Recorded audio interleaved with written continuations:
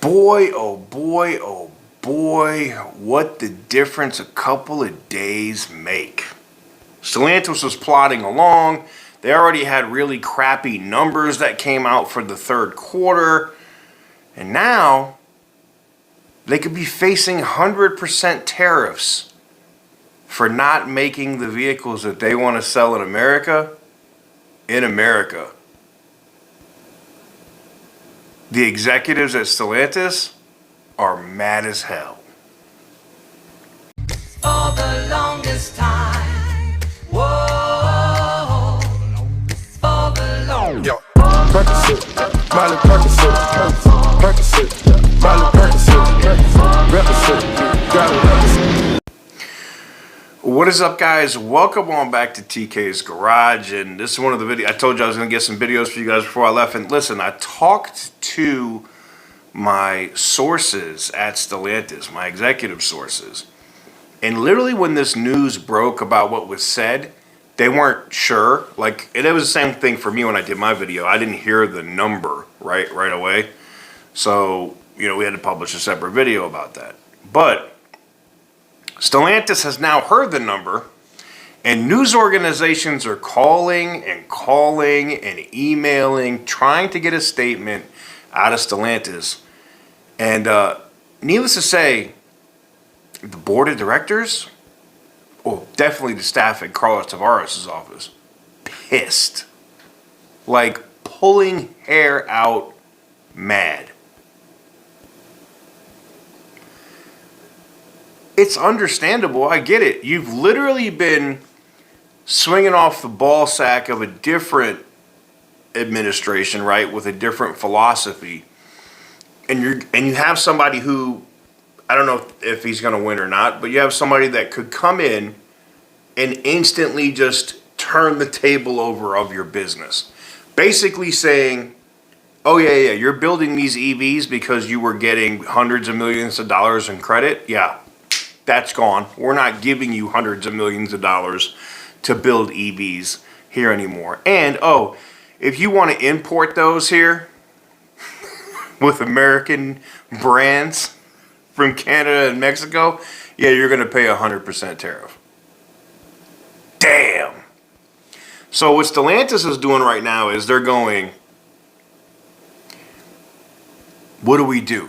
Because I'm willing to bet money on it at this point that should Trump win, and I don't know if that's going to happen or not, but should he win, I think Carlos Tavares is out in like the first couple weeks of January. I think he's gone as soon as the new president is sworn in. I think he retires early or he's let go, because at that point the company knows it has to completely change their dare forward, their look forward outlook, the BS that they have been operating on the last 3 years, going on 4 years. They know they have to change. Does that mean a Hemi can come back? Yep. Do I think we're going to get Hellcats again and big supercharged engines that make 1,000 horsepower? Not right away. I don't see it. But could we see a 5.7 Hemi with some turbos, or maybe they put a supercharger on a 5.7 Hemi? Yeah, I could see that happen, because it's not hard for them to do that. Same thing with them being, maybe they come back, like I said, and they make a Charger Classic with a 6.4, Scat Pack Hemi engine in it. I think that's extremely plausible. It's very interesting to see. And here's the thing, because I've had people ask me multiple times, like, how many sources do you have? I don't say how many sources that I have at Stellantis, but I can tell you that all of them that I've talked to, and they're in different departments with different executives on the team, have all said the same thing. Company's shook right now. Absolutely shook. And if you don't know what shook means, it means they're going, oh shit. This whole plan, this whole thing that we're thinking about doing, this might not work. Because guess what else is going to happen? should he win. I'm not saying that Europe would change their climate agreements or other stuff that they're trying to do, but it just means that Stellantis would have to make some hard choices. And they may have to split Chrysler, Dodge, Jeep, and Ram and make them their own company, which they still own. It would be a separate company. And then Chrysler, Dodge, Jeep, and Ram is not selling vehicles in Europe, so they're not put under that same emissions crap. Because some of the countries in Europe require, wherever you sell vehicles in the world, you have to be a certain carbon neutral or carbon whatever within a certain amount of time, right?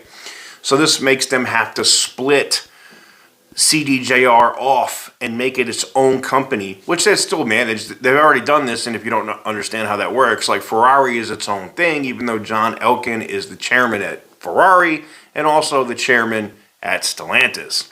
So it could definitely happen. It all depends on what happens on Tuesday, which is coming up here in a few days. Depending on how this election goes in the next few days is going to determine what happens with Chrysler, Dodge, Jeep, and Ram, and what happens with Carlos Tavares.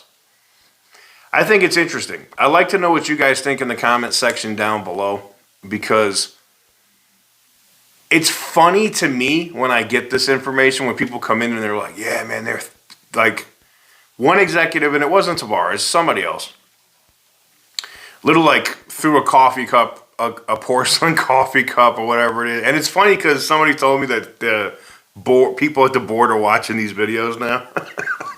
So they're literally going to be like, does this SOB have our offices bugged? But it's funny to me because, you got so salty on the information when you heard this that you broke a coffee mug. I'd be salty too. If you thought you were doing your business a whole certain way and now you got to go back to doing what you were already doing, which you never should have changed in the first place. I get it. But anyways, like I said, let me know what you guys think in the comment section down below. It's funny to me because, with the strike authorization being pulled back from the UAW, I think even the UAW is seeing like, oh, crap.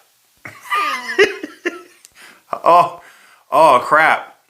And I think Sean Fain is going to learn really fast that his political aspirations are about to be gone. Anyways, let me know what you guys think in the comment section down below. Give the video a big thumbs up if you like what I do. Hit the subscribe button if you haven't already. And as always, stay petty, my friends.